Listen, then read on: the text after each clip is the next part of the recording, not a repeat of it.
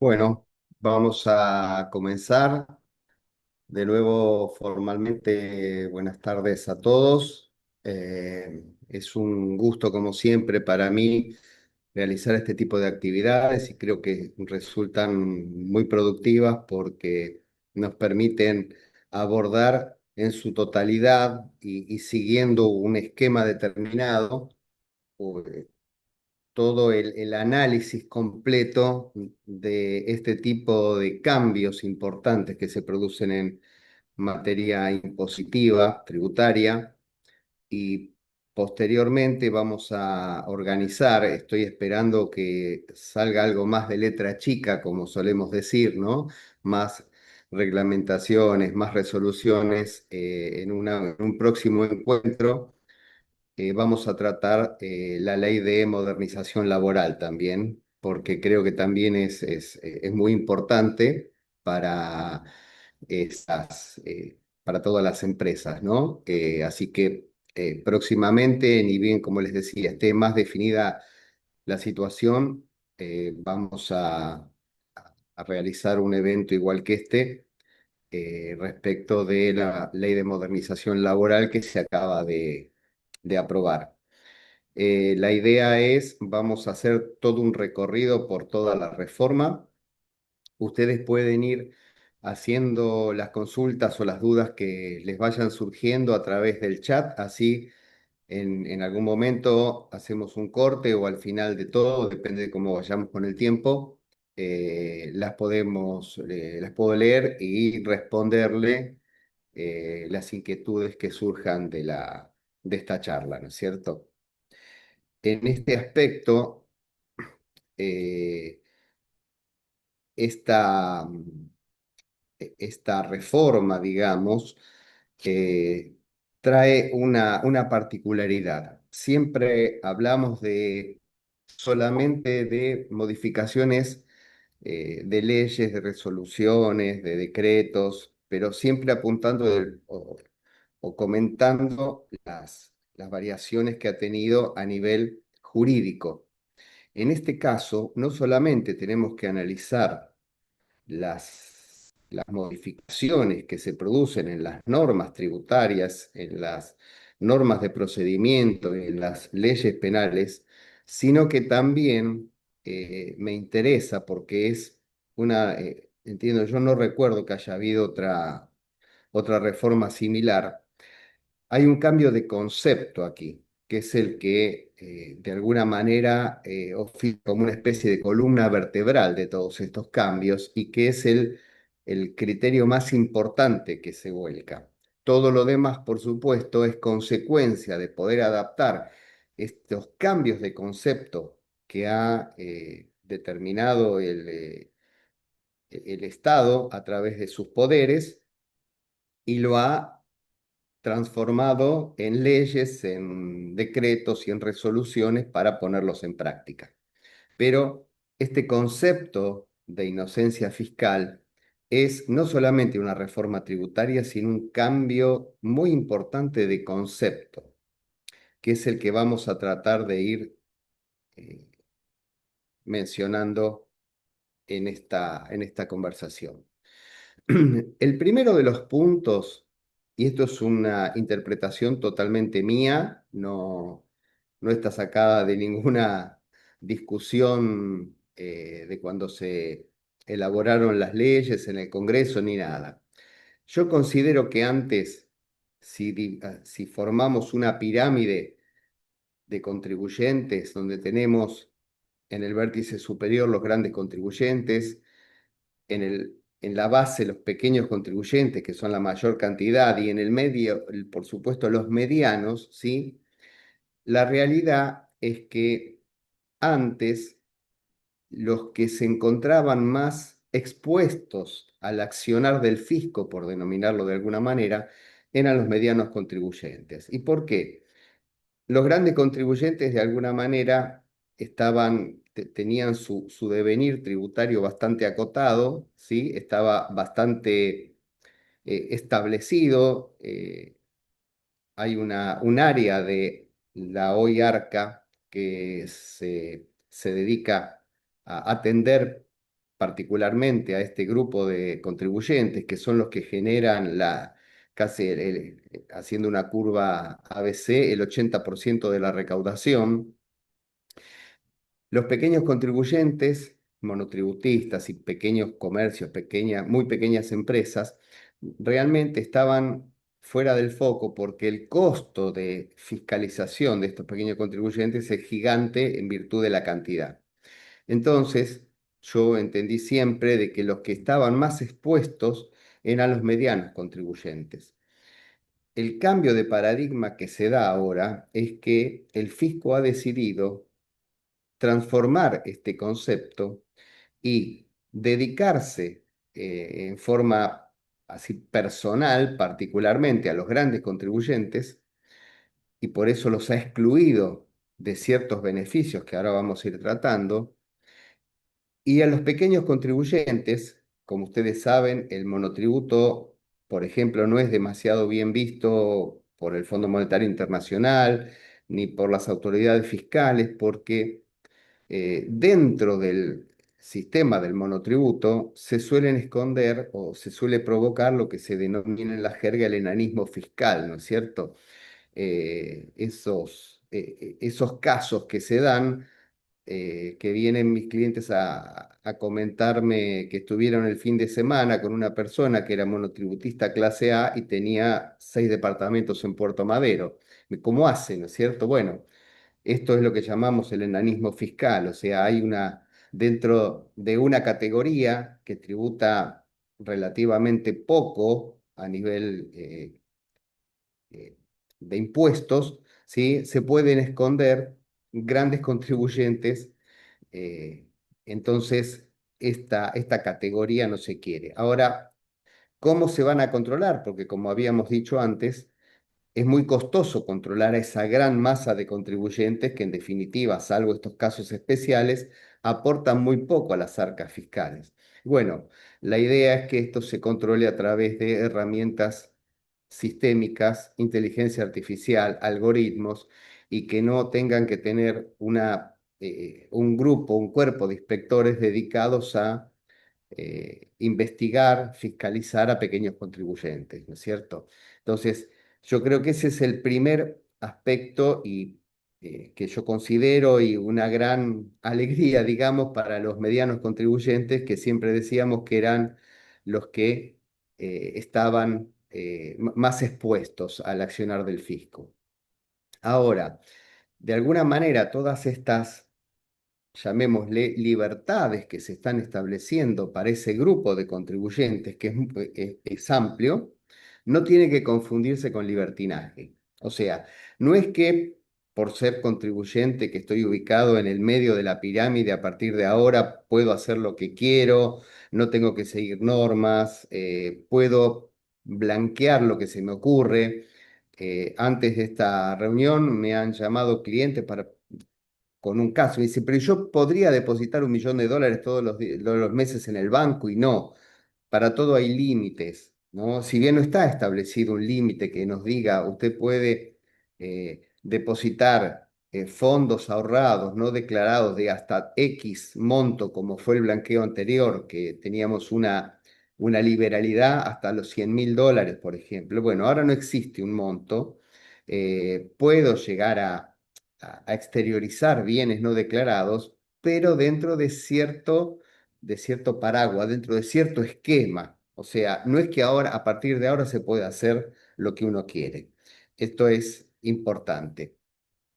Y si lo que propone el fisco ahora es una especie de pacto de cumplimiento, ¿sí? ¿Qué beneficio nos da?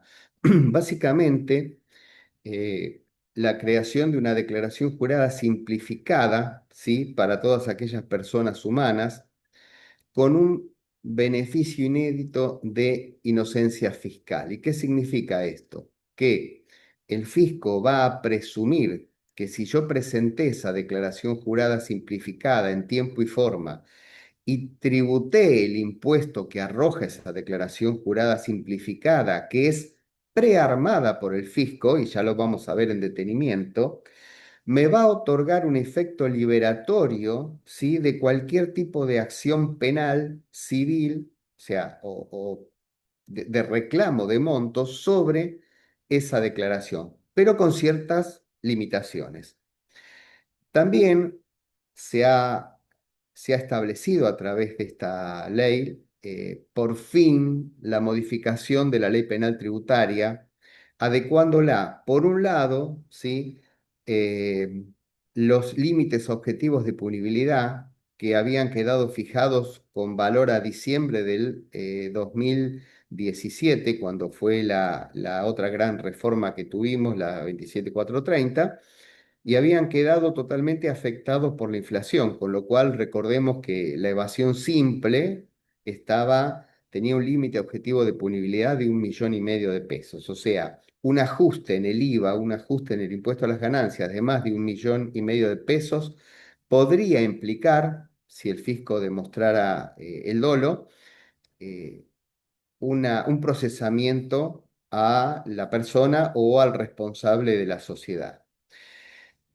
Pero, a su vez, también como otra ventaja, aparte de los límites, hay una serie de normas, de cambios en la ley penal tributaria, que ya los vamos a analizar, y también una reducción en los plazos de prescripción si se cumplen ciertas condiciones. O sea, el fisco por primera vez está, entiendo yo, está dando una serie de beneficios, pero como esto, por eso lo llamamos un pacto, supeditado a que el contribuyente cumpla su parte del pacto. ¿Eh? ¿Y cómo se da esto? Bueno, ha actualizado drásticamente los montos de las multas formales y decimos, ¿le sirve al fisco realmente recaudar mucho en multas formales por falta de presentación, por no cumplir un requerimiento? No entiendo que esto no tiene un trasfondo recaudatorio, esa es mi interpretación, sino de que todo el mundo presente sus declaraciones juradas en términos para poder hacer valer los efectos de su parte. O sea, dijimos que era un pacto entre dos, entre el fisco y los contribuyentes. Bueno, lo que le está pidiendo dentro de este pacto al contribuyente es, bueno, presenten las declaraciones juradas en forma, ¿sí? Y paguen lo que corresponde, y paguen el saldo resultante de esa declaración jurada, ¿sí? En tiempo y forma. Cuestión de que el fisco a su vez tenga mayor previsibilidad y cuando vea que el contribuyente de esta franja de contribuyentes van caminando derechito, digamos, bueno, como van caminando derechito, están cumpliendo, no tengo atrasos, evito tener que reclamarle, evito tener que hacerle juicios, bueno, a cambio de esto le voy a dar los beneficios de un menor límite de prescripción, le voy a otorgar ese beneficio de inocencia fiscal con el cual va a operar como un pseudo tapón fiscal que el fisco no va a poder revisar declaraciones juradas anteriores, ¿sí? Entonces, esta es la contraparte de ese pacto que se está llevando a cabo de parte del fisco, ¿no es cierto? A su vez que tengo esto, tengo mayores ventajas, como dijimos en la ley penal tributaria, pero a su vez tengo un endurecimiento total donde hay una exclusión total y absoluta de cualquier tipo de beneficios porque el fisco detecte el uso de facturas apócrifas. Que esto tiene una doble cara de la moneda, ya lo vamos a analizar. Como les decía, lo que pretende el fisco es que va a tener la exigencia de que el contribuyente presente y pague en tiempo y forma. Y el tema de que esté al día con el pago es un concepto nuevo también. O sea, hasta ahora el fisco vamos a decir así, dejaba atados todos sus condiciones a que se presentaran las declaraciones juradas, ¿sí? Ahora incorpora el concepto del pago, de que puede ser el pago contado cuando vence la declaración jurada o puede ser a través de un pago ya autorizado y previsto por el fisco. Entonces, como decimos acá, la ley 27799 propone una dicotomía estricta. Dice, genera una facilidad operativa, que ya vamos a ver en la presentación de las declaraciones juradas simplificadas, un blindaje jurídico para el contribuyente cumplidor frente a consecuencias. pero estamos que ante el fraude y el no cumplimiento, con tolerancia cero a las facturas apócrifas, decaen todos los beneficios que me estarían otorgando por esta facilidad, ¿no es cierto?, dentro de este pacto. Rápidamente, a la fecha, el mapa normativo es el pilar uno, el marco estructural, que es la ley 27799, que establece la creación del régimen simplificado, modifica la penal tributaria, actualiza las multas, ¿sí? El pilar 2, que es el decreto 93/2026, de hace muy poquito tiempo, que define las reglas de juego. Y por otro lado, la operatividad de este sistema que está definido por la Resolución General de ARCA 5820 del 2026. A su vez, si bien hay una parte que está en el decreto, organismos como la UIF, que no está muy afecta a aceptar estas liberalidades, la Comisión Nacional de Valores, que también ha emitido un par de resoluciones por este tema, ¿sí? Ya vamos a charlar un poquito de qué está pasando con los bancos. Y vamos a arrancar entonces, siguiendo el orden de la ley, por las modificaciones que se producen en la ley penal tributaria. Como les decía, por fin se han actualizado los montos, ¿sí? Los límites objetivos de punibilidad. Esto significa a partir de qué monto, ¿sí?, de evasión simple, por ejemplo, empieza a estar alcanzado por la ley penal tributaria. El límite objetivo de punibilidad funciona como un umbral a partir del cual, de ese umbral para abajo, el delito no está criminalizado. ¿Qué significa esto? Que no se considera delito. O sea, hoy en día, si yo evado al fisco, ¿sí?, por un monto inferior a 100 millones de pesos, ¿sí?, si es en el IVA, se va a considerar las 12 presentaciones de IVA. Si es ganancias, 100 millones de pesos en el impuesto a las ganancias, esto no va a ser considerado un delito, o sea que no va a ser aplicable directamente la ley penal tributaria. Antes estábamos en 1,5 millones, con lo cual cualquier problema que se detectara, por ejemplo, que me encontrara en una factura apócrifa sin haberla comprado, sino simplemente porque un proveedor no hizo las cosas bien y lo pusieron en la base APOC y yo operaba con él y me cuesta demostrar la trazabilidad de la operación, bueno, estaba incurso en los alcances de la ley penal tributaria. Estos son los nuevos límites. Como ven, aumentaron muchísimo, pero no tiene sentido tratarlos uno por uno, ¿no es cierto? Pero no solamente se aumentaron los límites, ¿sí? Hay otros cambios dentro de la ley penal tributaria que se han producido y que realmente son los importantes de analizar. Acá, dentro de este cambio de paradigma que se da a partir de la publicación de esta ley, tenemos un tema fundamental. Como les decía, cambia totalmente la forma en que tenemos que manejarnos con el fisco. ¿Qué significa esto? Que la prevención, el compliance tributario, que es analizar el cumplimiento correcto de todos los aspectos tributarios, empieza a tener una repercusión tremenda. Es totalmente importante y necesario que cualquier persona o las empresas empiecen a realizar un compliance tributario. ¿Por qué? Porque todos los beneficios se pueden perder ante la fiscalización por parte de ARCA y que detecte ajustes o diferencias que superen ciertos montos. Por ejemplo, vamos a ver, dice, ¿por qué decimos que la limitación de la denuncia tiene una defensa proactiva?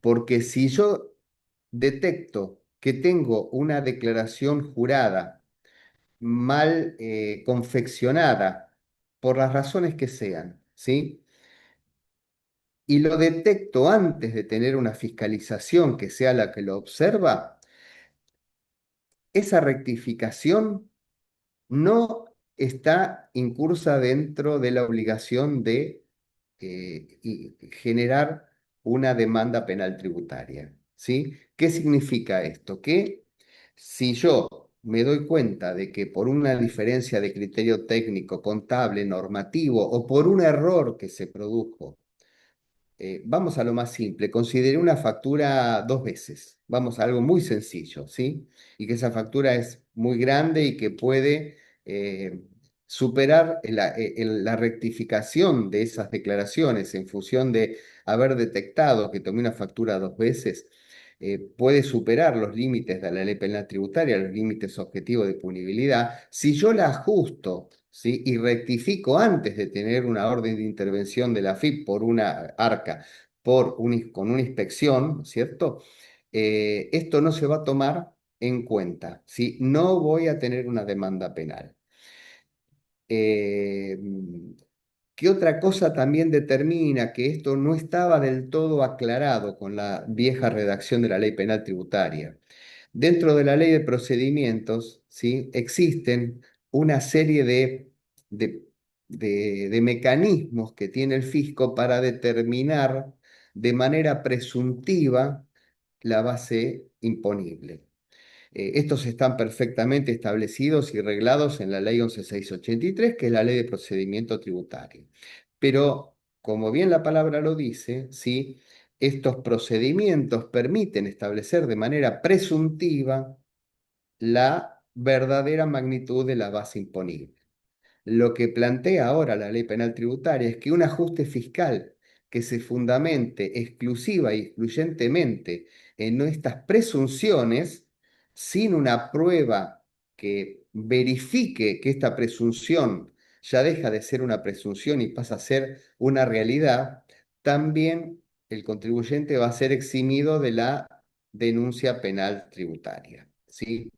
Y como les decía, lo más importante, el tema del timing, el momento, si yo presento las rectificativas antes de la notificación de inicio de una fiscalización, no se generará una demanda penal tributaria. Entonces, ¿qué puede pasar también? Tiene otros mecanismos, ¿sí? Si yo, eh, como dice acá, apago el incendio ex post, ¿no es cierto? Una vez que tengo la orden de intervención, pero antes que se genere o dentro de cierto plazo de que se ha generado la demanda, yo puedo cancelar el total del impuesto más los intereses, ¿sí? Por única vez en la historia. O sea, cada contribuyente puede tomar este mecanismo de extinción de la acción penal solamente una vez. Puede ser una vez por la empresa, una vez en forma personal, pero no puedo dos veces por la empresa.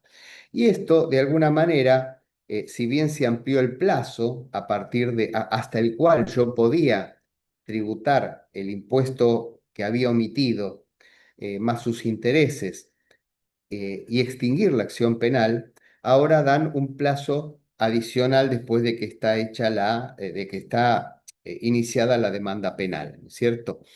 Entonces, ¿aplica para todos los delitos penales tributarios? No, solamente para la evasión simple, la evasión agravada, la evasión de seguridad social simple agravada y otro delito más que está establecido en el artículo 1, 2, 3, 5 y 6. O sea que no alcanza a todos. Pero el otro concepto es que si yo ya tengo la acción penal iniciada, pero cancelo total e incondicionalmente la obligación tributaria requerida por el fisco, más un 50% del capital dentro de los 30 días hábiles posteriores a la imputación penal, también extingo la acción penal, ¿sí? Y esto aplicaría para todos los delitos penales tributarios previstos en la norma. Y además, esto puedo utilizarlo más de una vez. O sea que se ha dejado abierta la posibilidad que a través de este recargo punitivo del 50% del capital, cualquier contribuyente pueda, inclusive una vez iniciada la imputación penal, extinguir la acción a través del pago incondicional. Por supuesto, no es un pago menor porque no solamente va a tener el capital, más sus intereses correspondientes, más un recargo del 50% del capital, ¿no? Pero de alguna manera, cosa que no existía en la redacción anterior de la ley penal tributaria, tengo una puerta de salida, ¿sí? Para extinguir la acción penal. Por otro lado, otra facultad que tenía el contribuyente para extinguir la acción penal, que no estaba establecido en la ley penal tributaria, sino en el Código Penal, que es el artículo 59, inciso 6, que es la reparación integral del daño, que la doctrina y la jurisprudencia había tenido diversas interpretaciones entre poder aplicarlo o no. Ahora está establecido que esta forma de extinguir la acción penal queda descartada para todos los delitos penales tributarios y solamente se van a poder utilizar estas dos formas de cancelación ex post, ¿sí? O sea, una vez que yo ya tengo la inspección cargada, donde ya me detectaron la, digamos, la evasión, porque si fuera una conducta no dolosa, eh, podría no generarse la demanda penal tributaria, pero existe un mecanismo, como les decía, o dos mecanismos para extinguir la acción penal, de los cuales uno queda abierto para siempre.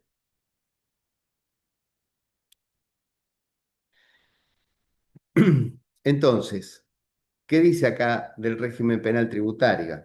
Otra de las aplicaciones. Acá nosotros tenemos que analizar cómo evoluciona esto en función del tiempo, porque tenemos una ley que cambió los valores de la ley penal tributaria, o sea, esos límites objetivos de punibilidad a partir de la vigencia de esta ley del 1 de enero del 2026. Pero ¿qué pasa con los delitos que ya venían configurándose u otros que pueden aparecer ahora por una evasión? Bueno, hay un principio dentro del derecho penal que dice que se debe de aplicar la ley penal más benigna. Eh, en lo personal, si bien esto ya está totalmente establecido por la Corte, voy a hacer a cometer una imprudencia y a manifestar mi no acuerdo con esto, porque en realidad entiendo de que una persona que había evadido 2 millones de pesos en el año 2017, que 2 millones de pesos era una cifra bastante interesante, hoy queda desincriminado. Entonces, como que la inflación permitió, o sea, la inflación y la no actualización de estos límites permite de que una gran cantidad de juicios queden automáticamente descartados, inclusive siempre esto genera alguna ida y vuelta en los juzgados, pero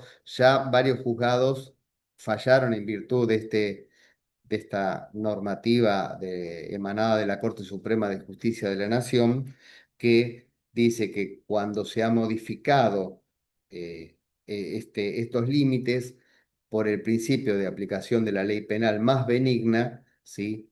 los deben de quedar desincriminados aquellos que estén dentro del nuevo límite, con lo cual piensen la cantidad de causas que hay dando vuelta cuando hasta el 31 de diciembre el límite era de 1,5 millones, por ejemplo, evasión simple, y ahora pasa a 100 millones. O sea, esto, por supuesto, era necesario actualizarlo, ¿no? Era sumamente necesario porque realmente no tenía ningún sentido criminalizar un ajuste de más de 1,5 millones de pesos. Pero bueno, con el tema de la inflación, como les decía, esto queda totalmente desvirtuado. Ahora, ¿qué pasa de aquí en adelante? Bueno, de aquí en adelante, porque estos límites objetivos de punibilidad se van a ir ajustando de acuerdo a un índice que ya veremos cuál, UVA. En consecuencia, ahí voy a empezar otra vez a discurrir con lo mismo. Vamos a suponer que este año el UVA aumente un 30%. Entonces, para el año que viene van a quedar sin criminalizar todos aquellos delitos que hayan, que estén entre los 100 millones de pesos y los 130 millones de pesos, si el ajuste fuera del 30% aproximadamente. Bueno, no. Se aclara dentro de la nueva redacción que se van a tomar los límites que corresponden al periodo, ¿sí?, en el que se cometió la infracción y que este es la presentación de la declaración jurada, por ejemplo. Entonces, la presentación de la declaración jurada del 2025 que se produce en el 2026 va a tener los coeficientes del 2026. Y así, por supuesto, la del 2027, que va a vencer en el 2028, va a tener los índices del 2028, ¿no es cierto? Y otro tema importante que se agrega a la ley penal tributaria es que establece una prescripción sincronizada entre las facultades del fisco para perseguir el cobro de un impuesto, ¿sí? O sea, la prescripción, con la ley penal tributaria. ¿Por qué? Porque la ley penal tributaria, junto con la ley de procedimientos, siempre caminaron en dos carriles distintos por dos normas distintas. Entonces, ¿qué pasaba con esto? Disculpen un segundito, eh, que no se había bajado el volumen. ¿Qué pasaba con esto? El problema es que existen casos muy, no una gran mayoría, pero muy, digamos, muy que se toman como ejemplo, donde la misma conducta había sido, se había, por ejemplo, obtenido un resultado positivo para el contribuyente en el tribunal fiscal, pero penalmente se continuaba la acción contra el contribuyente, la acción penal tributaria, o viceversa. ¿No es cierto? El juez penal eximía de la acción penal al contribuyente, pero el tribunal fiscal y eventualmente la Cámara, ¿sí?, Eh, fallaban a favor del fisco, con lo cual el contribuyente debía el impuesto. Entonces, de alguna manera, esta modificación viene a poner en un mismo carril al menos el concepto de la prescripción. Entonces, si el fisco pierde las posibilidades de perseguir el impuesto, automáticamente la acción penal tributaria y de la seguridad social quedan paralizadas irreversiblemente, como dice acá. O sea que la prescripción de una arrastra a la otra. Creo que es algo importante, ¿no es cierto? Ahora, de todas estas condiciones, de todos estos beneficios, ¿sí? Voy para atrás. Tenemos un problema, ¿sí? Que es la documentación apócrifa. La detección por parte del fisco de facturas que emitió un contribuyente que el fisco ha determinado que por sus incumplimientos eh, y su devenir fiscal lo ha incorporado en la famosa base APOC, ¿sí? Ustedes saben que cuando un contribuyente es incluido en la base APOC, automáticamente todos aquellos receptores de facturas de este contribuyente quedan en la mira del fisco y el fisco va a buscar a este contribuyente, que es el adquirente de los bienes o servicios que comercializó el emisor de estas facturas, para ajustarle los impuestos que en teoría no pagó, no tributó el emisor de esa factura. Esto, por supuesto, dentro de la doctrina siempre es discutido, siempre es mal visto, porque en realidad eh, no, a mi criterio también no correspondería que cuando se demuestra que el adquirente es de buena fe, que pagó ese bien o ese servicio de buena forma, de acuerdo a las normas en vigencia, que vengan a impugnarle el gasto, el IVA que se tomó, y a su vez le cobren o le pretenda cobrar el fisco el impuesto a las salidas no documentadas, que equivale al 35% del monto total de la factura, incluido el IVA, que es en concepto, en teoría, lo que mi proveedor no pagó de impuestos, es como ven, como lo estoy describiendo, es bastante tomado de los pelos, por decirlo de una manera llana, ¿no es cierto? Pero bueno, como a su vez entiendo también que el uso de facturas apócrifas es uno de los males más grandes que sufre el Estado. ¿Por qué? Porque en realidad es una actitud delictiva de aquellos aquellas personas, aquellos estudios muchas veces que se dedican a la generación de facturas que después son falsas y terminan en la base APOC.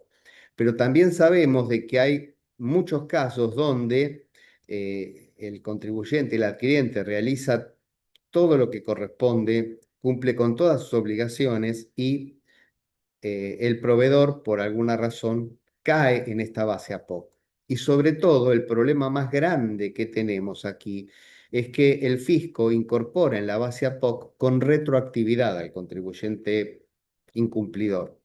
¿Qué significa esto? Que yo, al momento de recepcionar las facturas, realizo todas las verificaciones que tengo a mi alcance, verifico que sea emitida en las condiciones, que sea la factura, que no esté incluida en la base APOC, no aparece, y resulta que a los 2 o 3 años recibo una fiscalización porque ese contribuyente fue incorporado en la base APOC con 3 años o sea, desde hace 3 años cuando me vendió a mí.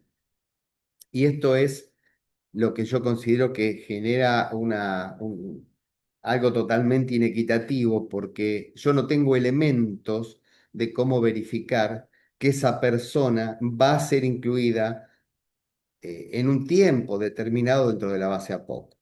Como nota de color a este comentario, recibí en un cliente el cuestionamiento de una factura en el año 2022 en que la AFIP había incorporado a la base APOC a esta contribuyente con retroactividad al año 1994 que se inscribió. O sea, el fisco estuvo 30 años, ¿sí? Teniendo este contribuyente como válido y después lo incluyó en la base APOC con 30 años de antigüedad. Con lo cual, entiendo que si bien no le podían reclamar al contribuyente 30 años porque ya habían prescripto las acciones, 5 años es la prescripción normal, que ahora vamos a ver cómo se reformó, pero realmente es una cosa que desde el sentido común es difícil de aceptar, ¿cierto? Entonces, ¿qué pasa? Hay una tolerancia cero con la documentación apócrifa, ¿sí? Cualquier factura apócrifa que aparezca, ¿sí? Tira para abajo todas esas eh, facilidades, todos esos beneficios que en este pacto que estamos haciendo con el fisco a través de esta nueva ley se ponían en práctica, ¿no? Entonces, la única vía de escape que queda, y acá empezamos a ver un poquito más el tema del compliance que yo le decía, o sea, de anticiparse, es el requerir una carrera contra el reloj donde el contribuyente debe rectificar de manera espontánea antes de tener una orden de intervención y pagar, tributar el 100% de la diferencia de impuestos e intereses resarcitorios que generan esa factura apócrifa. ¿Cuál es la única alternativa que se me ocurre para poder aplicar este concepto? Es que todos los meses, ¿sí? El contribuyente revise, chequee los proveedores de los últimos 5 años, o sea, de los periodos no prescriptos, a ver si alguno fue incorporado en la base a poco. ¿Sí? Esta es una tarea que, por supuesto, después veremos.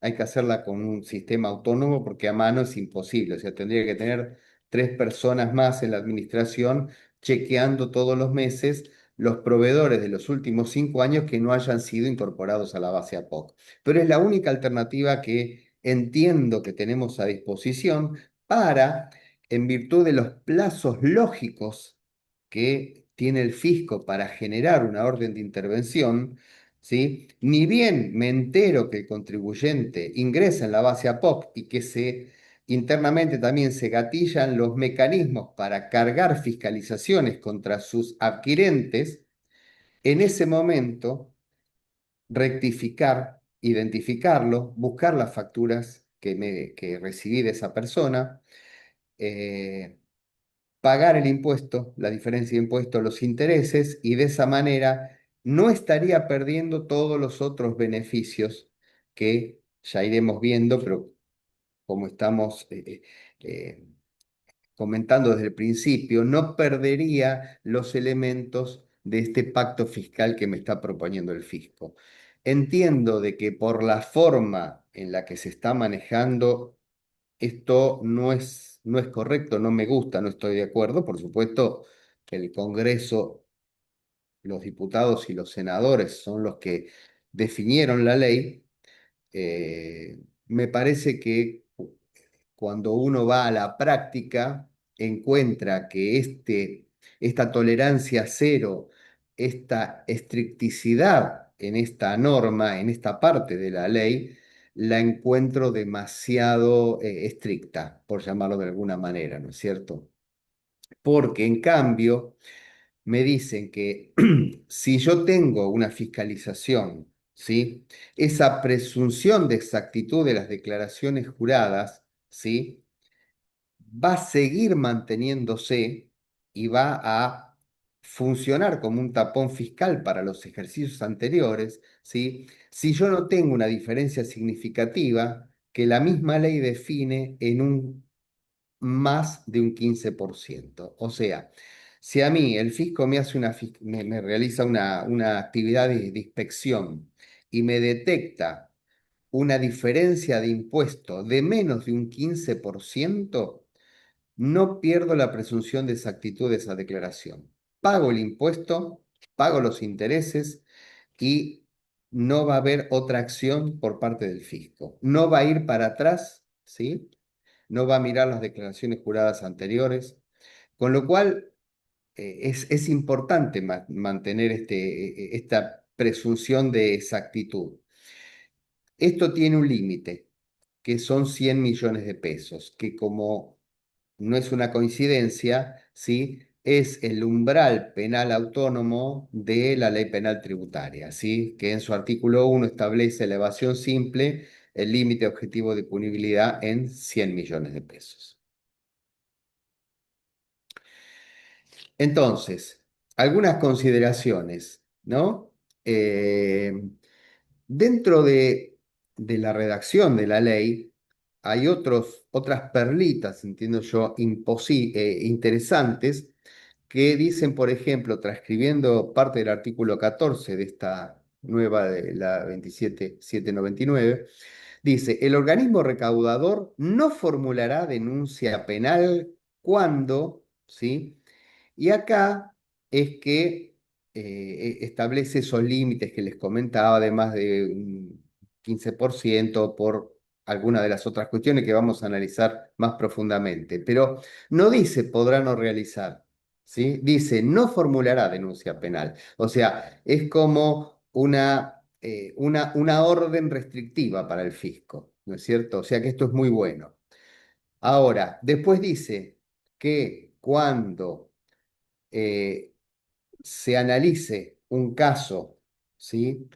de esta, esta utilización por parte del fisco, por ejemplo, de la materia imponible determinada de manera presunta, de acuerdo a lo que vimos que está establecido en la Ley de Procedimiento Fiscal, dice que para no realizar la demanda penal tiene que surgir de manera manifiesta que no se ha verificado esta conducta punible. O sea, que si a través de una de esta determinación sobre base presunta, el fisco no ha podido aportar otras pruebas que transformen esta presunción en exactitud, ¿sí? Dijimos que era una de las vías por las cuales no iba a quedar incriminado. Pero dice que a través de un informe interno, a través de un dictamen jurídico, tiene que probarse que de manera manifiesta no se ha verificado la conducta punible. ¿Y por qué le ponemos carita fea?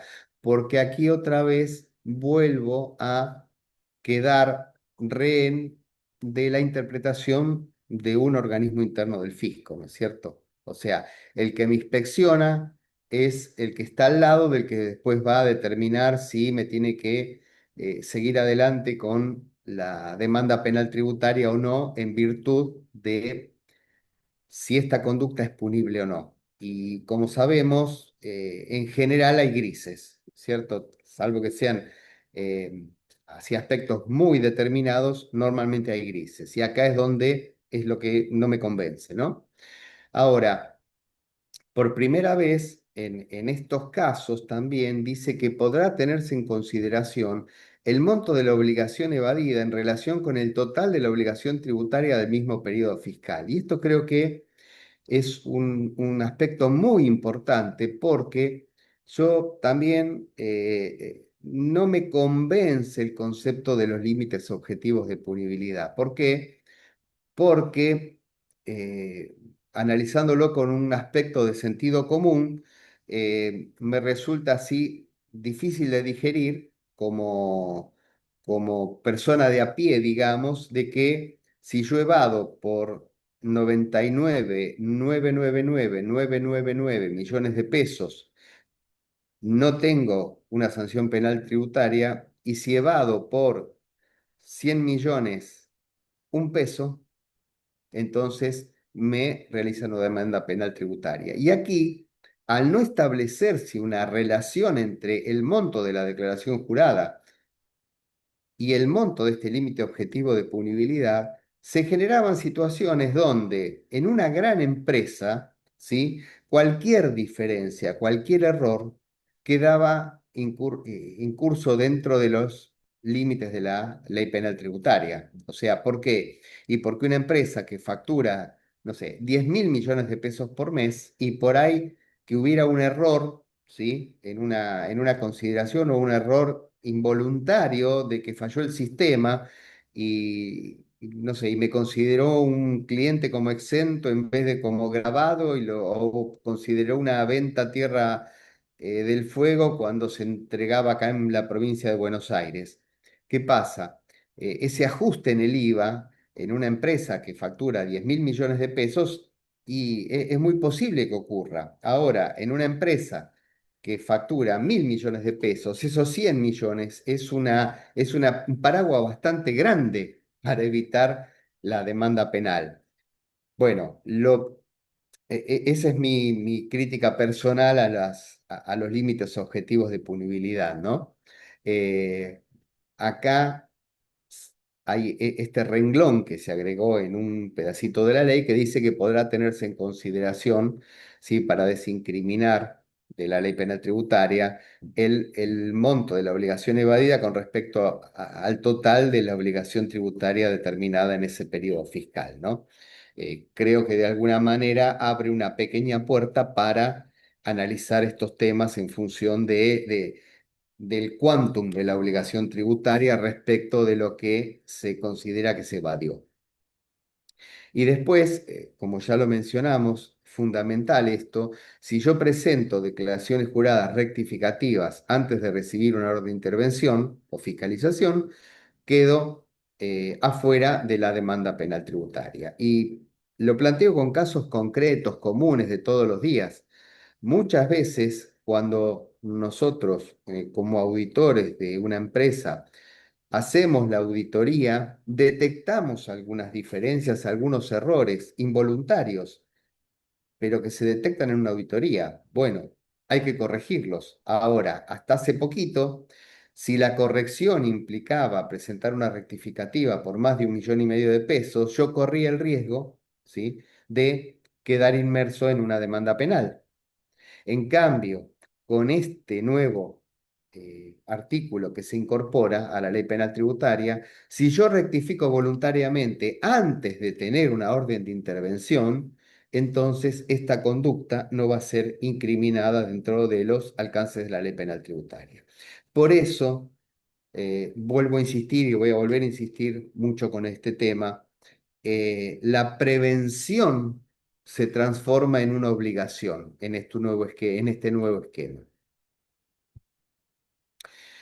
Vamos a ver el aumento exorbitante también que hubo de los montos de las multas, ¿sí? Tanto sea básicamente por infracciones formales que están establecidos en la Ley de Procedimiento Tributario.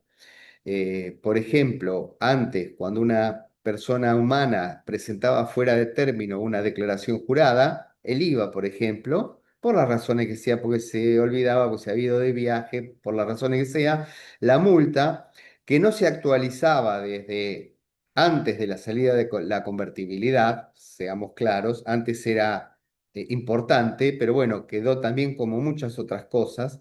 Ojalá que actualicen todo, como por ejemplo el IVA que se puede tomar de los vehículos, los gastos deducibles por utilización de vehículo y demás, que también están desde antes del año 2000, tributaba o le cobraban, no es, la multa esta 200 pesos.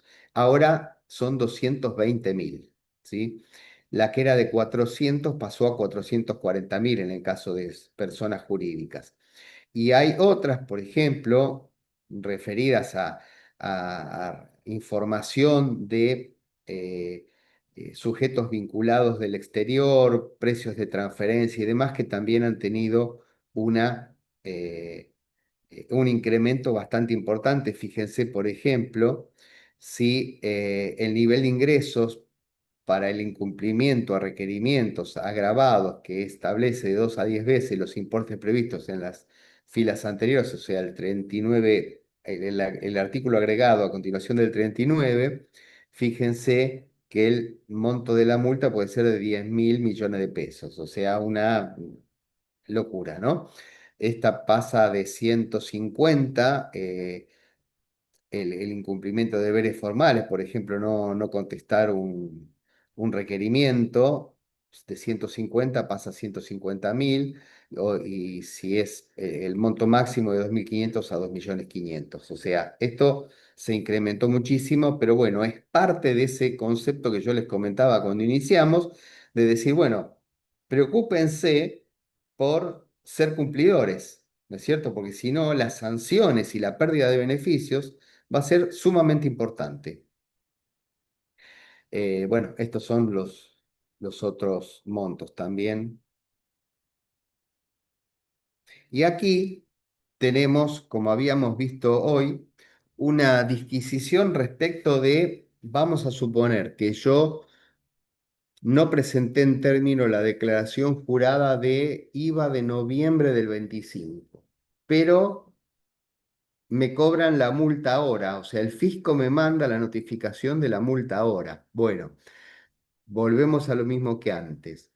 Por aplicación, como las multas tienen un sustento penal, porque tienen un efecto represivo, ¿no es cierto? Hay una punición en una multa, entonces se aplican en subsidio las normas, ciertas normas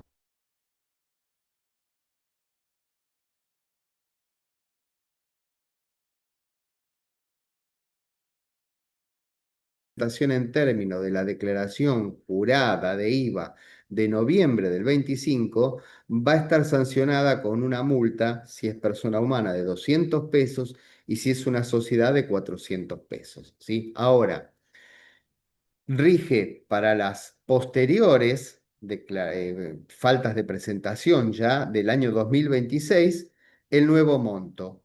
Ahora, sí, como vimos que estos montos se van a ir actualizando año a año, supónganse que una declaración jurada de diciembre o noviembre del 26 que el fisco me manda el sumario o la notificación de multa en enero y ya rige un nuevo monto que va a estar ajustado por el UVA que se ha generado durante el 2026, en el momento en que yo la cancelo, voy a tener que pagar el monto que está vigente a ese momento. O sea, vamos a suponer que el fisco me notifica de esta multa en enero y que yo la pago en febrero. Bueno, voy a tener que pagarla los valores que estén vigentes durante el año 2027, no 2026, que es el momento en que se cometió la infracción por la falta de presentación en términos de la declaración jurada.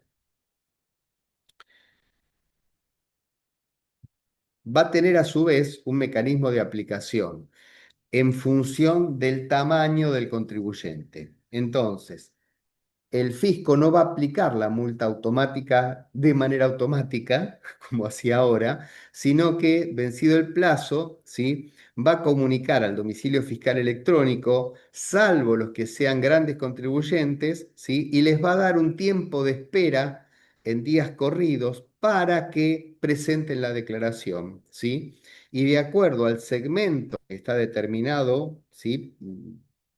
De acuerdo al tamaño, como les planteaba, de la empresa, va a ser la cantidad de días corridos que me van a esperar para que la presente. Ahora, el concepto es que no evito la multa, a lo sumo la podrá reducir al 50%. Pero una vez que presenté fuera de término, independientemente del tamaño del contribuyente, a lo sumo el 50% de esa multa automática, para hacerlo práctico, una persona humana 100.000 pesos o una persona, perdón, 110.000 pesos o una persona jurídica 220.000 pesos va a tener que pagar, ¿sí? Así que vuelvo a insistir con el concepto de la previsibilidad. El fisco pretende que todos los contribuyentes caminen derechito. Entonces, a los que caminan derechito les da beneficios, les asegura que les acepta lo que hayan declarado sin revisarlo en demasía, ¿sí? Que les genera un tapón fiscal, pero tengo que caminar derechito. No tengo que presentar en tiempo y forma y pagar en tiempo y forma, que como les decía es un concepto que se agrega. Bueno, como les decía, estos se van a ajustar a partir del 1 del 1 del 27, considerando la variación de la UVA. Prescripción. Les había dicho que había un beneficio en la prescripción. Bueno, la prescripción queda establecida en la prescripción general para los contribuyentes inscriptos en 5 años. Recuerden que siempre la prescripción es un año más porque se empieza a contar a partir del año en que vence la presentación de la declaración jurada. Entonces, por ejemplo, en el impuesto a las ganancias del año 2025, ¿sí? Que vence en el 2026, se empieza a contar a partir del 2027 la prescripción, o sea, son 5 años a partir del 2027. Ahora, esto va también para los contribuyentes inscritos o para aquellos no inscritos que no tengan obligación de inscribirse, ¿sí? Los contribuyentes de la seguridad social, que incluye obras sociales, si se presentó en tiempo, en forma y se canceló la obligación, se reduce a 5 años, ¿sí? Y si el contribuyente inscripto ha cumplido con la presentación en término y el pago del saldo en término o a través de un plan de facilidades de pago, esta prescripción se reduce a 3 años, lo cual es bastante poco. Eh, Acá va a haber un efecto como consecuencia de si bien la promesa es que a estos contribuyentes se les va a considerar eh, válida su última declaración jurada y va a oficiar como un tapón, también hay una realidad que el fisco en 3 años va a tener muy poco tiempo para inspeccionar a todos. O sea que, como les decía, se está sacando a cambio de que caminen derechito un amplio sector de contribuyentes de la lupa, del ojo de la tormenta, digamos, para un lado o para el otro, ¿sí? La prescripción se mantiene en 10 años en el caso de no inscriptos. Y acá hay otro tema importante. Si estamos diciendo que los contribuyentes de la seguridad social, pero para las obras sociales, si el contribuyente determinó la presentación que se realice para cada obra social y pagó en tiempo el saldo, también la prescripción se reduce a 3 años, ¿sí? Esto creo que se le ha escapado a los sindicatos porque como no salió en la ley tributaria, no en la modernización laboral, pero entiendo que va a ser más complejo para los sindicatos que manejan obras sociales salir a controlar esto con tan poco plazo de prescripción, ¿no? Eh, la repetición de impuestos, o sea, la devolución, el pedido para conseguir la devolución de impuestos queda en 5 años. La prescripción para los agentes de retención y percepción se mantiene en 5 años. Las sanciones de la ley 11.683, o sea, las multas, y en consecuencia también, como habíamos visto, por esta equiparación de los tiempos entre la ley penal tributaria y la ley de procedimiento tributario, también quedan en 5 años. Y acá hay una modificación del Código Civil y Comercial, donde, porque esto también había dado a múltiples interpretaciones, establece que las provincias deben establecer sus plazos de prescripción tributaria en base a la ley 11.683. O sea que los fiscos provinciales van a tener que adoptar los mismos sistemas de prescripción, o el mismo, mejor dicho, sistema de prescripción que tiene Arca a partir de ahora, ¿no? Con lo cual, entiendo de que las provincias van a tener que modificar sus leyes tributarias para adecuarlas a este concepto, porque no establece la posibilidad y demás, no, no, dice que deberán establecer su plazo de prescripción en base a la ley 11.683. Vamos ahora al régimen simplificado, ¿sí? ¿Qué es el régimen simplificado? Bueno, se establece para cierto segmento de contribuyentes que sean titulares o, a ver, que sean personas humanas y sucesiones indivisas, que sean residentes en el país. No va esto para un beneficiario del exterior, ¿sí? Y que también cumplan con estos requisitos. Que en los últimos 2 años anteriores al periodo fiscal en el cual se puede realizar la opción del régimen simplificado del impuesto a las ganancias, no puedo haber tenido ingresos totales, y esto ahora vamos a aclarar qué se considera totales, más de 1.000 millones de pesos, aproximadamente 670.000 dólares, y un patrimonio total que no supere los 10.000 millones de pesos, que son equivalentes aproximadamente a, esto está mal, son 67 millones de dólares. Quedó mal la diapositiva, la voy a corregir. Entonces, ¿qué tengo que verificar primero para saber si puedo ser un sujeto del régimen simplificado? Primero, ser una persona humana o una sucesión indivisa. Segundo, ser residente en el país.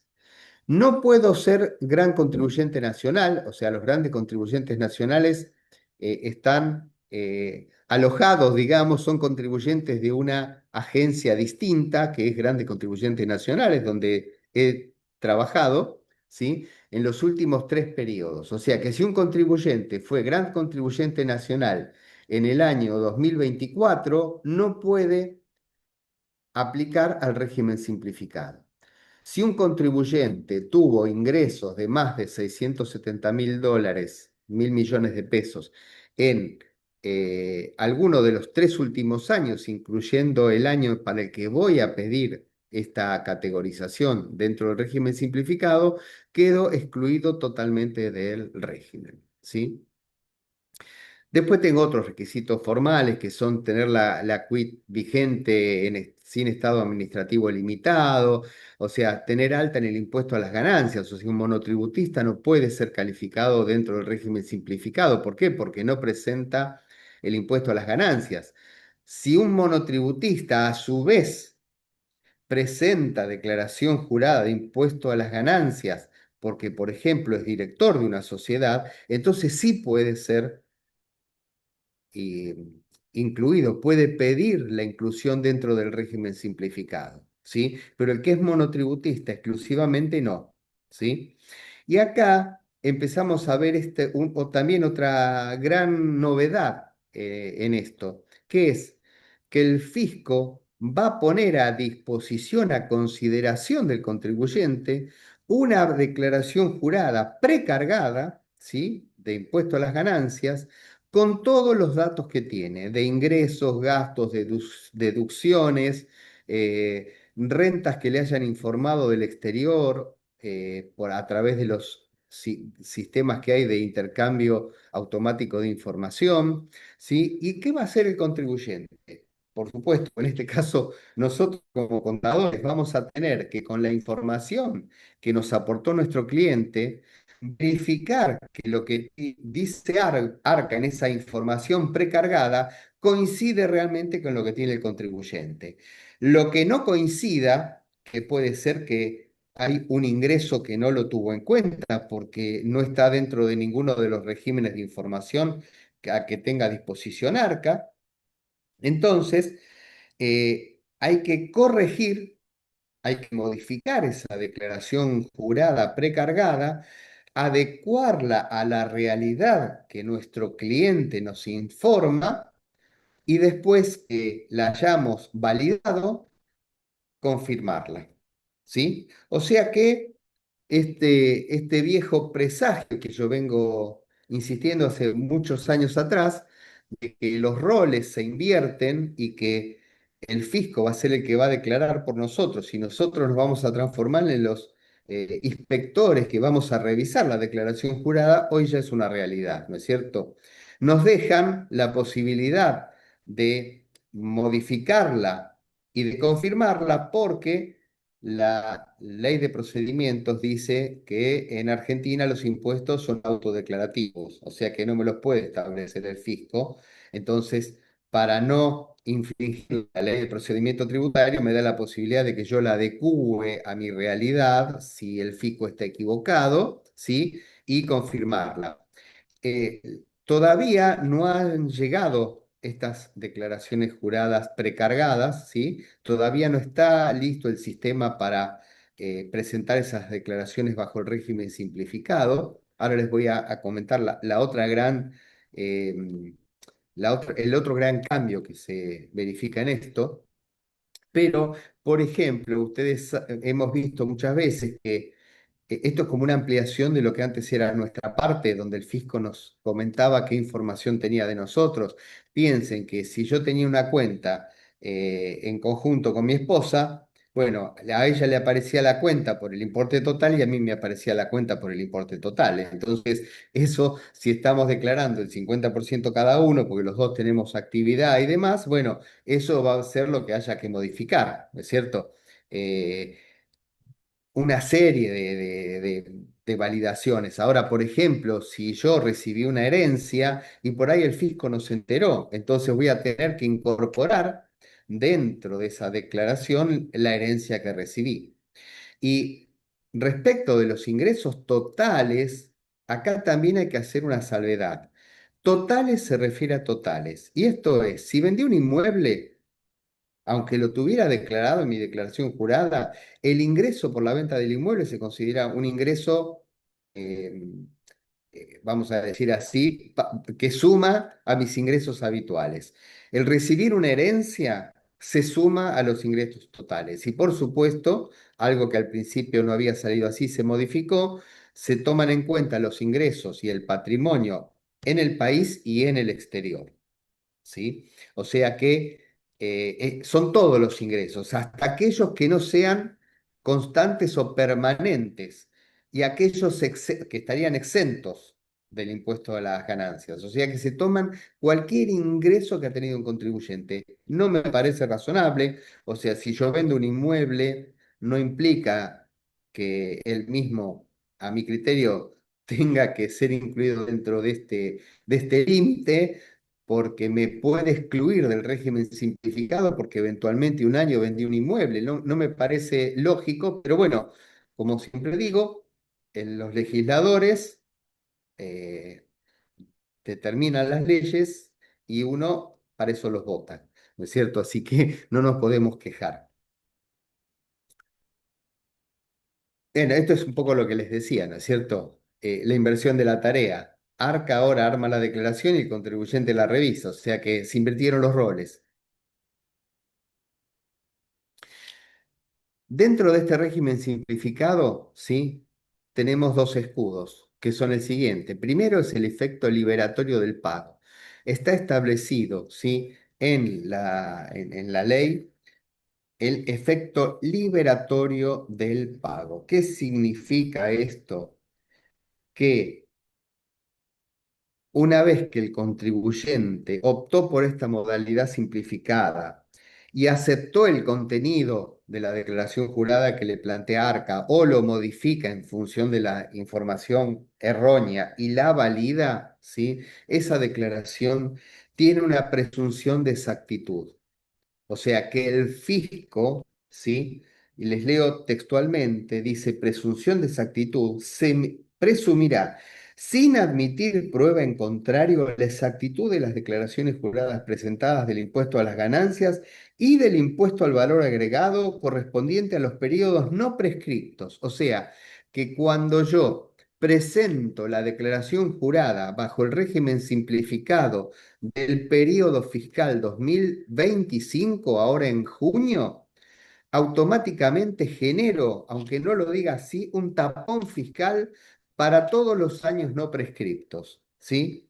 Así que esto le da una importancia gigante a la adopción de este régimen simplificado. Eso es parte de lo, como les planteaba, que el fisco nos da a cambio de que presentemos y paguemos en tiempo, porque la declaración jurada del régimen simplificado, si la presento un día tarde o no pago al vencimiento, pierdo los efectos de este régimen simplificado, o sea, pierdo los beneficios, ¿sí? Como dice acá, para que tener el efecto liberatorio del pago, que ya no es más de la presentación, es de la presentación y del pago en tiempo y forma de la declaración jurada, me da el poder deliberar formal y materialmente el periodo base en el impuesto a las ganancias, ¿sí? Con el pago se cierra la discusión. Además, me da el blindaje legal absoluto, sin admitir prueba en contrario, para todas las declaraciones juradas de ganancias y de IVA por los periodos no prescriptos. Esto, por supuesto, se refiere a una empresa unipersonal. En el caso de un director de sociedad que presenta la declaración jurada de ganancias solamente porque no tiene IVA, por supuesto, este tapón fiscal me libera solamente el impuesto a las ganancias porque IVA no estoy pagando. Eh, Nada dice la ley, ni si lo incorpora o no lo incorpora, si queda fuera. No hay ninguna aclaración respecto de bienes personales. Es como si todo el mundo hubiera presentado el REI BP el año pasado y nadie tuviera que declarar, ¿no? No, la ley, ni el decreto, ni las resoluciones aclaran nada si este blindaje alcanza a bienes personales o no. Al no mencionarlo, entiendo que no alcanza, es uno de los temas que se tendrá que aclarar. Y bueno, próximamente, cuando empecemos a que empiece a correr agua por este río del régimen simplificado, seguramente haremos otra conversación para contarles todo lo que fue saliendo. Ustedes saben que siempre cuando hay una nueva ley, un nuevo esquema de trabajo, siempre se van, a medida que se van presentando los casos así anecdóticos, se van estableciendo nuevas resoluciones, modificaciones y bueno, lo veremos en una próxima reunión, por supuesto, antes de que venza, ¿no? Eh, Otra de las así, alternativas que tengo es que yo puedo estar en el régimen simplificado, vamos a suponer, en el año 2025 y en el año 2026, pero porque en el año 2027 superé, vamos a decir, vendí mi casa, vendí 3 propiedades y entonces mis ingresos superaron el límite que está establecido, que también se va a ajustar por UVA. eh, si yo tengo un ingreso mayor que al límite, voy a quedar excluido del régimen simplificado. O sea que vamos a suponer que en el 2027 yo quedo excluido de ese régimen simplificado. Entonces tengo que presentar mi declaración jurada de ganancias por el sistema general, como la venía presentando hasta ahora. ¿Sí? Entonces, ¿qué pasa? Vamos a suponer que declaro por el régimen general y el fisco determina una diferencia que supera el 15%. ¿Qué pasa con esto? ¿Qué pasa con los periodos anteriores? No, los periodos anteriores ya quedaron blindados por el escudo del régimen simplificado. Entonces el fisco solamente me va a poder inspeccionar, ¿sí? El 2027. Esto es muy importante, ¿eh? Entonces, el núcleo del sistema de la inocencia fiscal, presunción de exactitud. Tengo que adherir al régimen simplificado y dar cumplimiento al artículo 39, por supuesto, ¿sí? Que específicamente dice que pague, que es el efecto liberatorio del pago, ¿no es cierto? Y me otorga por imperio legal un efecto liberatorio de ese pago sobre el periodo fiscal base, que es el que estoy declarando, ¿sí? El alcance total de este blindaje constituye un escudo jurídico integral. El contribuyente queda automáticamente liberado de toda acción civil, delitos del régimen penal tributario, aduaneros e infracciones formales y materiales administrativas por todos los años no prescriptos. ¿Sí? El límite de esta presunción, este efecto es robusto pero condicionado. La presunción de exactitud decae única y exclusivamente ante la impugnación formal de la declaración jurada del periodo fiscal base por parte de ARCA. ¿Y por qué, por ejemplo, puede ser impugnada esta declaración jurada sin tener en cuenta esos límites de los 100 millones o del 15%?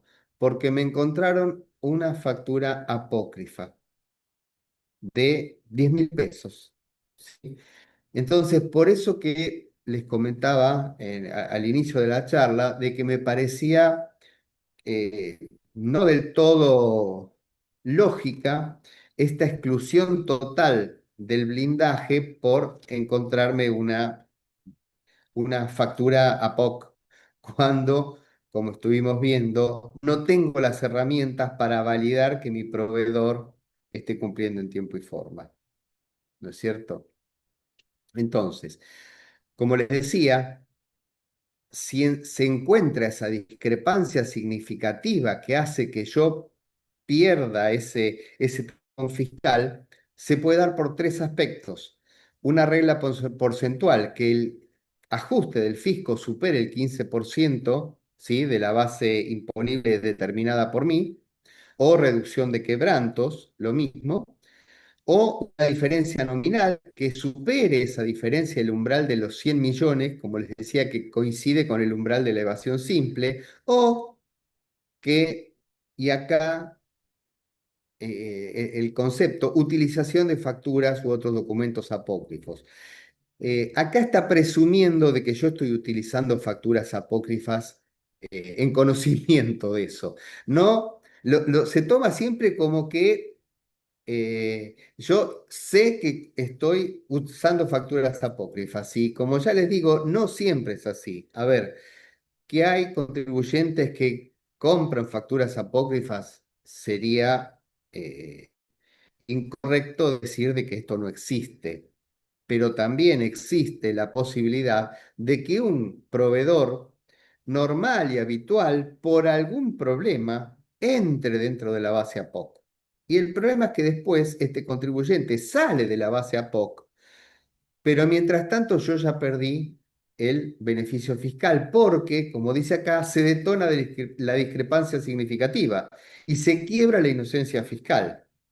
Entonces, volvemos al ejemplo que habíamos dado. La única válvula de excepción es que esa discrepancia significativa queda anulada si el contribuyente presenta la declaración jurada o las declaraciones juradas de manera espontánea antes de tener una orden de intervención. Y volvemos al concepto de la importancia a partir de ahora del compliance fiscal.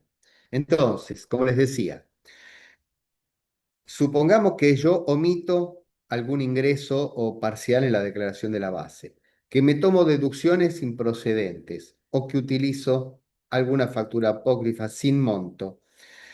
Arca recupera las facultades legales para extender la fiscalización a todos los periodos no prescriptos previos, ¿sí? Produce un efecto dominó.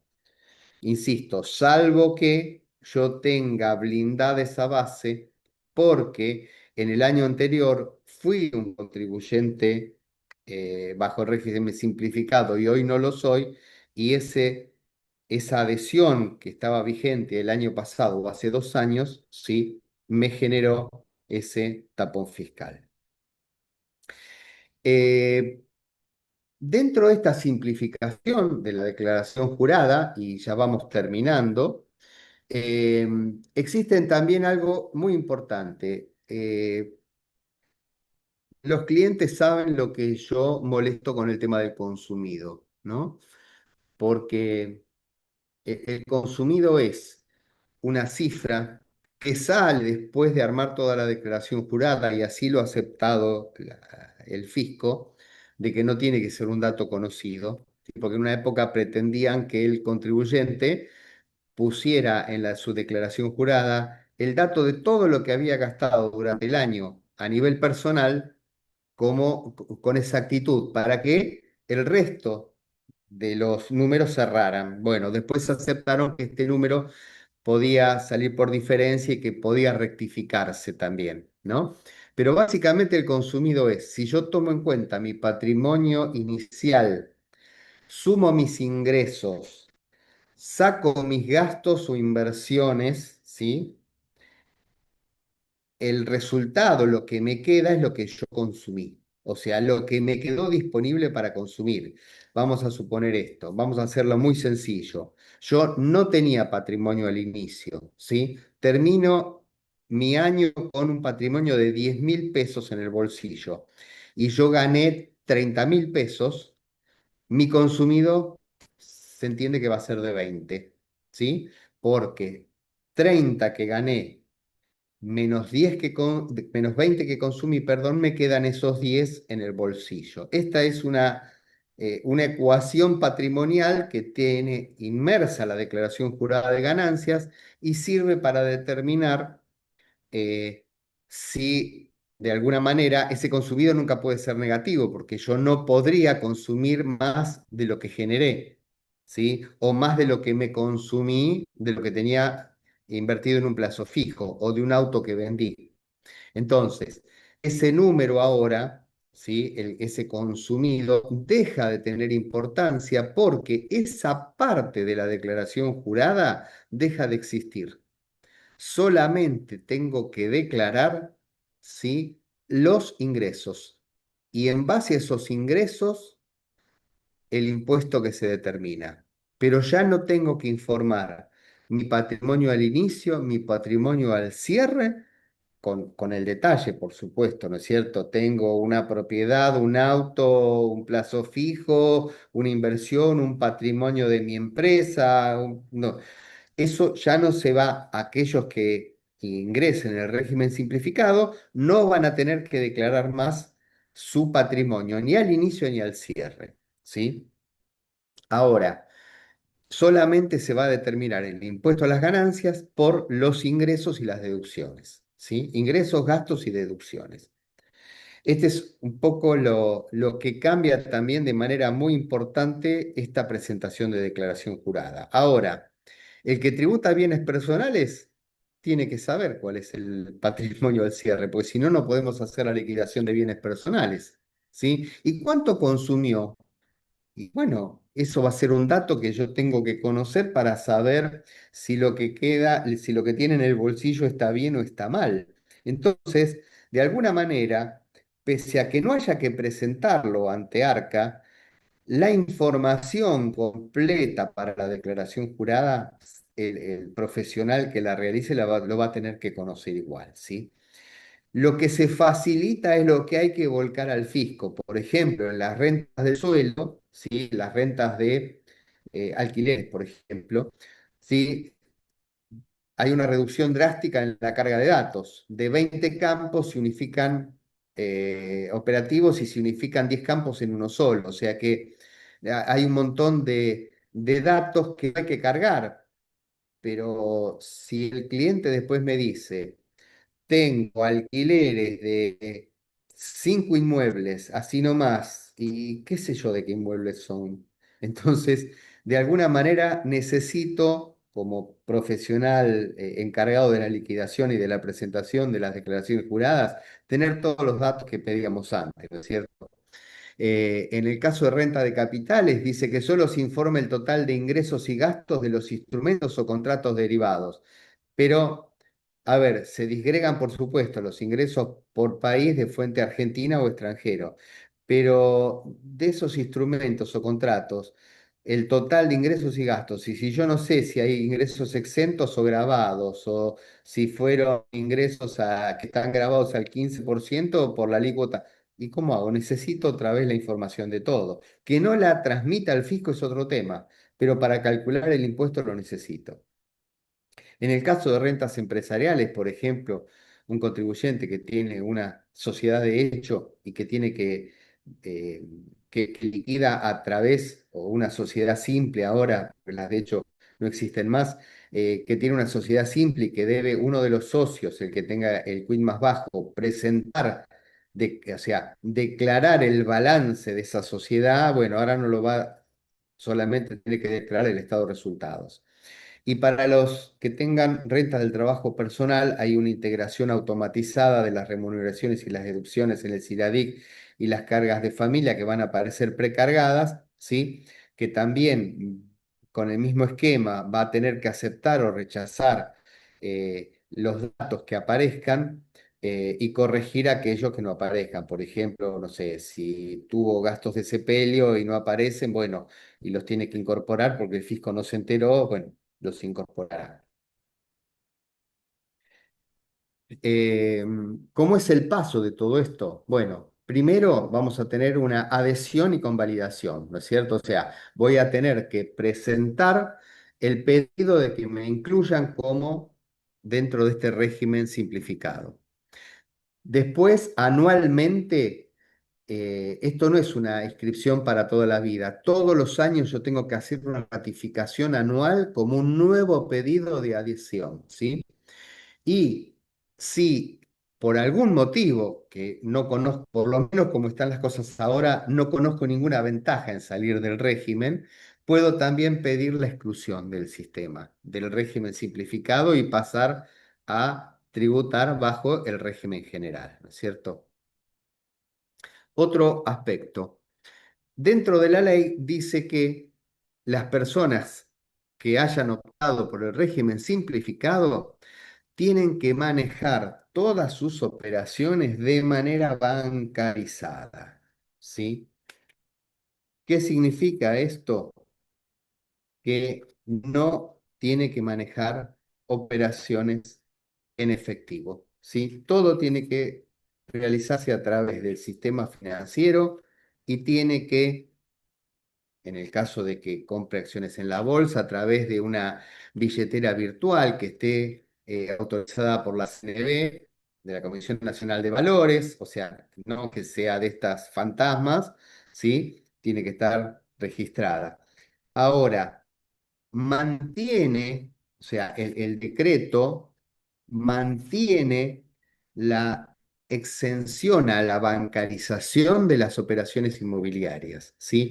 Esto viene de un decreto, el decreto 22 del 2001, donde a efectos de, acuérdense de dónde estoy situado, 11 de enero de 2001, para favorecer las operaciones después de que se había emitido la ley de donde yo tenía restringido los medios de pago, ¿sí? La ley anti-evasión, la 25345, ¿sí?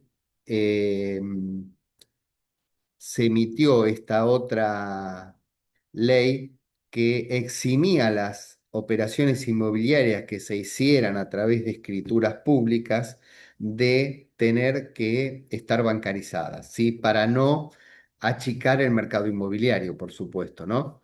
Y estas operaciones sí o sí tiene que dejar constancia el escribano actuante que vio, vio pasar el dinero por delante suyo. Acá tengo mis serias inquietudes respecto de estas escrituras donde el escribano dice cuyo pago se realizó antes de ahora. Y yo no sé si no entran dentro de esto, es un tema de los que necesito averiguar y que se los presentaré en una próxima conversación, porque me parece muy importante, porque realmente en el mercado inmobiliario muchas veces el vendedor no acepta otra que no sea dinero en efectivo, ¿no es cierto? Y moneda extranjera, por ejemplo, con lo cual esto es un tema a analizar. Y tampoco sirve si yo le pago en efectivo y el otro lo bancariza. Mi vendedor lo bancariza, ¿sí? Entonces, esto es un tema sumamente importante porque nos podría sacar del régimen simplificado, ¿no? Y les recuerdo lo que decía la ley antievasión, las limitaciones a las transacciones de dinero en efectivo, ¿sí? Y que solamente eran válidas. Recuerden que si yo le pago a un proveedor por alguno de algún medio distinto a los que están enunciados, que todavía esta ley está vigente y es del año 2001, 2001, 2001, ¿sí? Perdón, 2000, esta. Y es el depósito en cuentas de entidades financieras, los giros o transferencias bancarias, los cheques o cheques cancelatorios. Acuérdense que se aceptan cheques siempre y cuando el que entrega el cheque lo endose, ¿sí? Y el cheque cuando lo emito tengo que poner no a la orden y tengo que poner a quién se lo estoy emitiendo, porque de esa manera se restringen los endosos, ¿no? O sea, todo tiene que ser endosado, si no el cheque no transita. Tarjeta de crédito, compra o débito, factura de crédito en el caso de que existiera, y otros procedimientos que autorice el Poder Ejecutivo. Después quedó establecido que la compensación entre cuentas, cuando con mi proveedor tenemos una cuenta deudora y acreedora, podemos hacer compensación, ¿sí? Pero todo esto vuelve de alguna manera, esto como les decía, del 2001, vuelve hoy a la palestra porque es una causa de exclusión del régimen simplificado, ¿sí? Otra aclaración que creo que ya se las dije es que el pago se considera en término si pago el total de la declaración o lo incluye en una moratoria que esté prevista para cancelar esa obligación, ¿no es cierto? Y eso también lo establece el decreto reglamentario, ¿no es cierto? Lo que les decía, la presunción de exactitud no alcanzaría a bienes personales, no está determinado.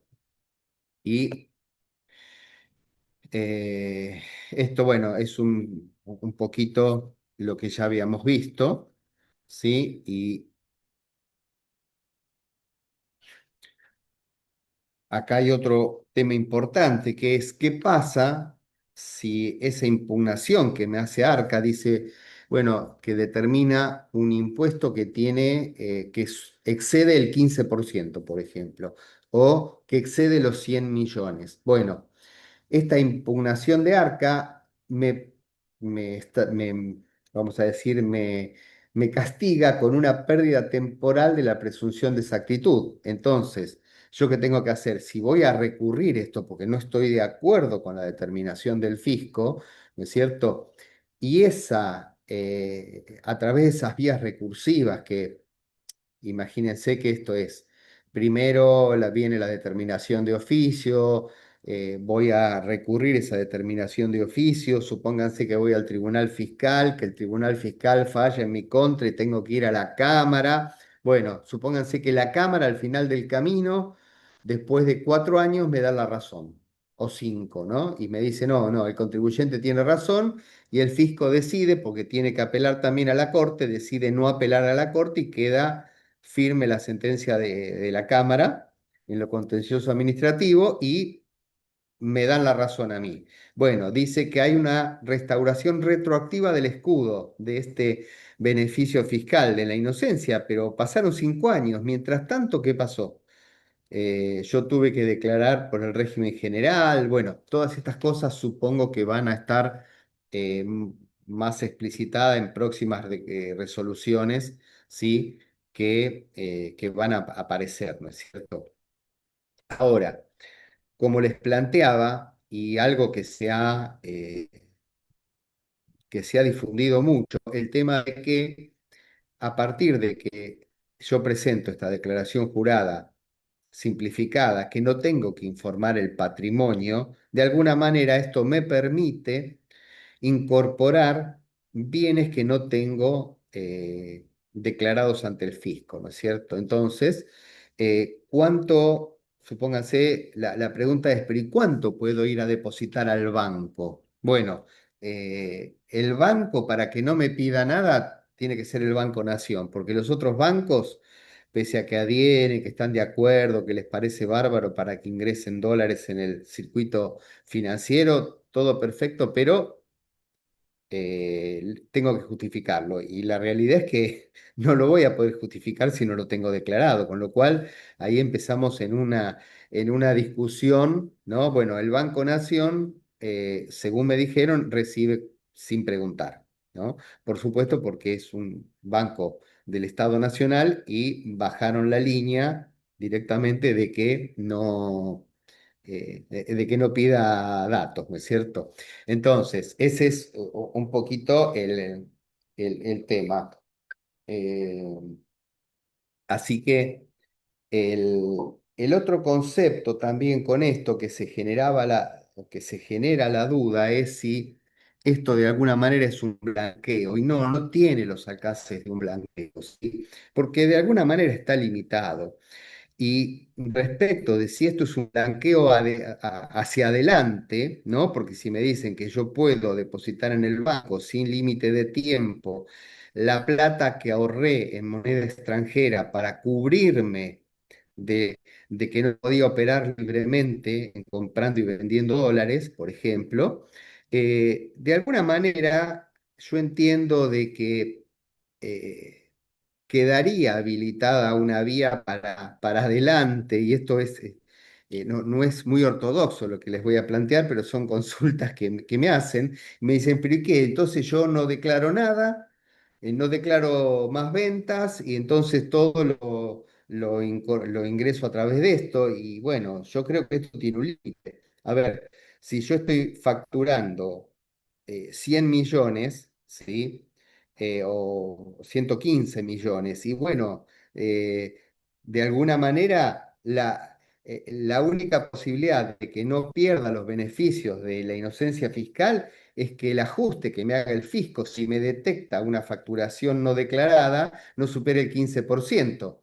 Con lo cual, de alguna manera, una persona va a ir a depositar todos los años un monto que supuestamente, como establece la ley, corresponde a un periodo anterior al 2025 o 26 que tiene vigencia esta ley, o sea, no está previendo que ingrese montos que ennegrezca de aquí en adelante, ¿no es cierto?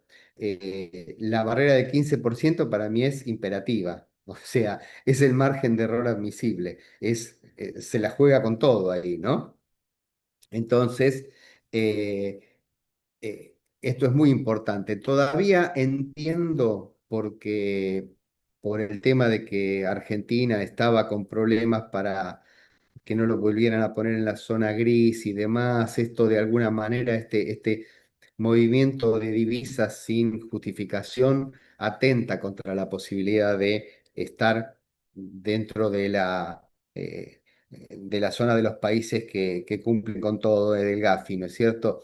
Eh, Entiendo que van a tener que sacar algunas otras normativas más específicas de parte de la UIF, el Banco Central de la República Argentina, porque realmente lo que han sacado hasta ahora son muy laxas, como les planteaba, y depende del banco.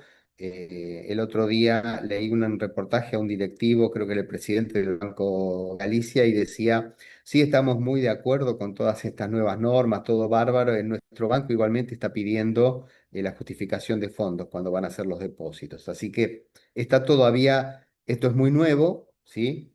Esperemos que se quede porque los problemas que tenemos es que a ver, me dan una facilidad un año, bajan los impuestos, cambia el gobierno y vuelven a aparecer peor que antes. Entonces, esperemos que este nuevo paradigma del contribuyente cumplidor, de la inocencia fiscal, ¿sí? Se mantenga en el tiempo para que me permita planificar realmente para adelante.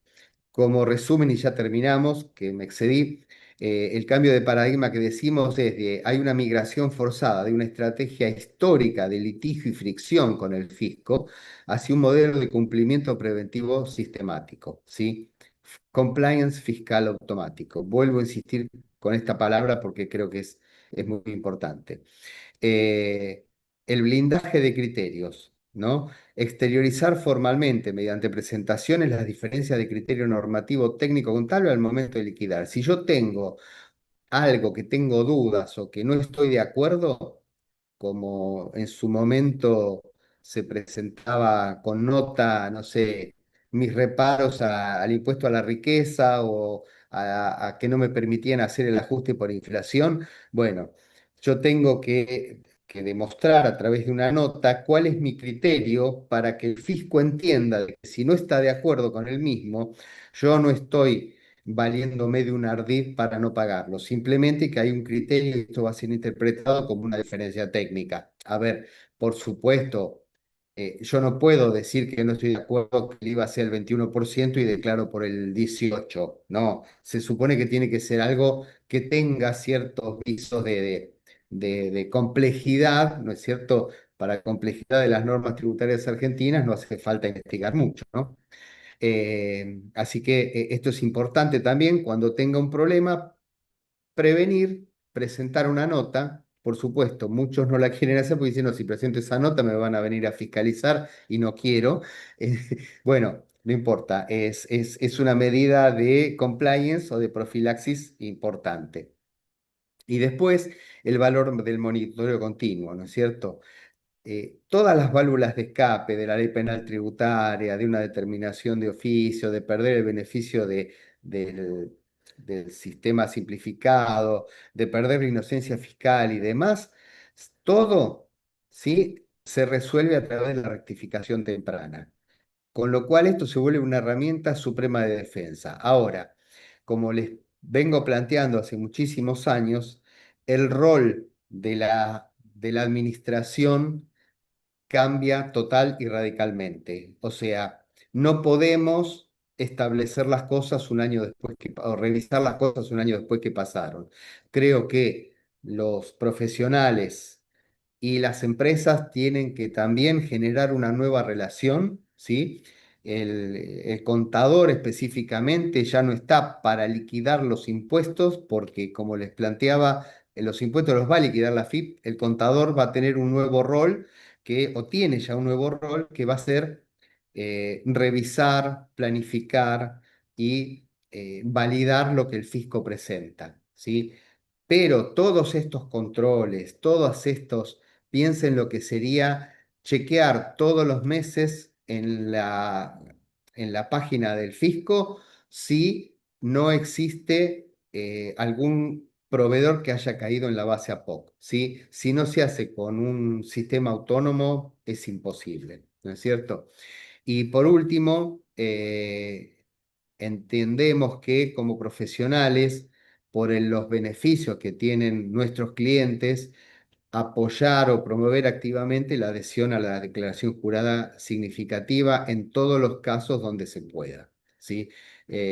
Por todo lo que ya vimos de todos los beneficios del escudo penal, civil, de la inocencia fiscal, etcétera, etcétera, es sumamente conveniente que el contribuyente que pueda acceder a la declaración jurada simplificada lo haga. Bueno, muchas gracias a todos por esto. Ahí les pido a mi equipo si hay alguna pregunta, aquellos que necesiten ya retirarse lo pueden hacer.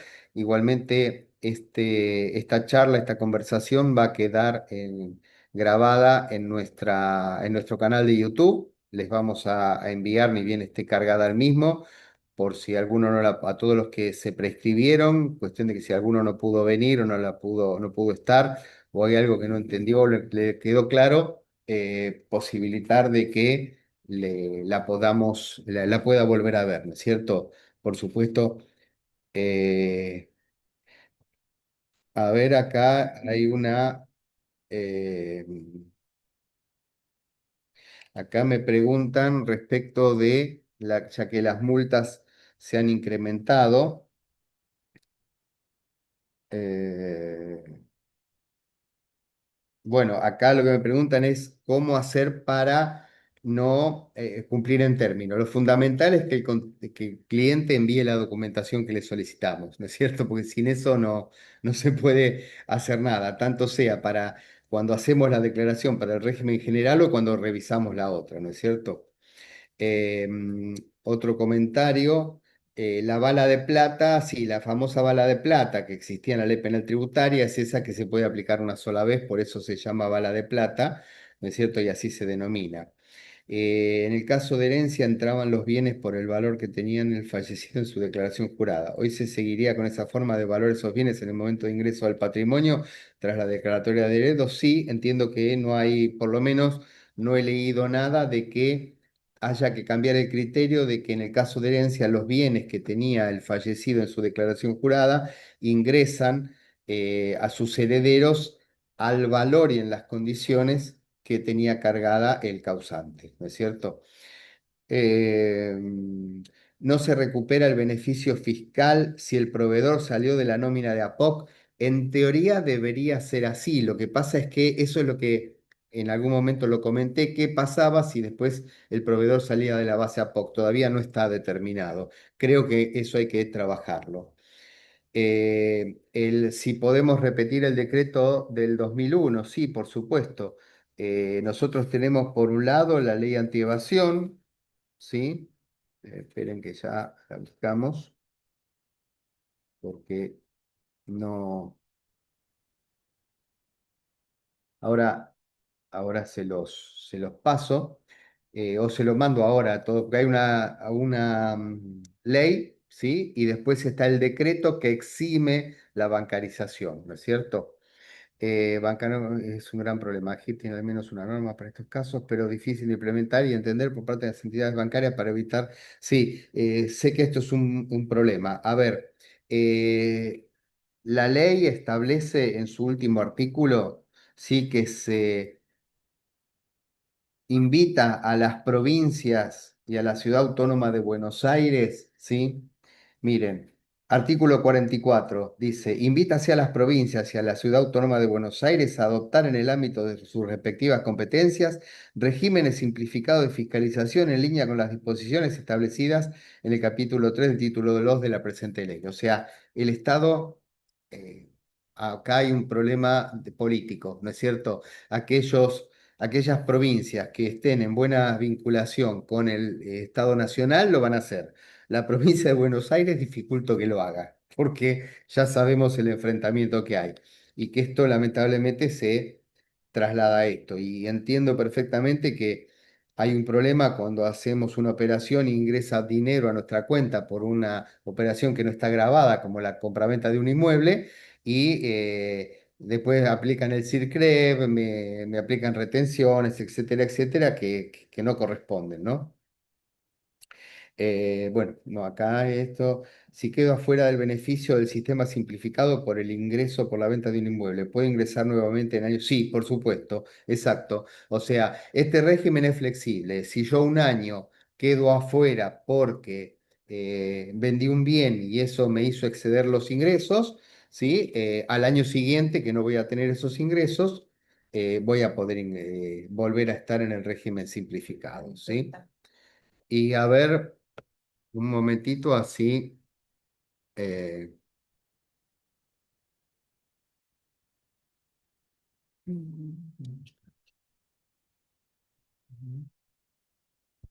a ver, algunas. Sí, voy a ver que hay unas preguntas nuevas. Vamos de atrás para adelante, si las vemos.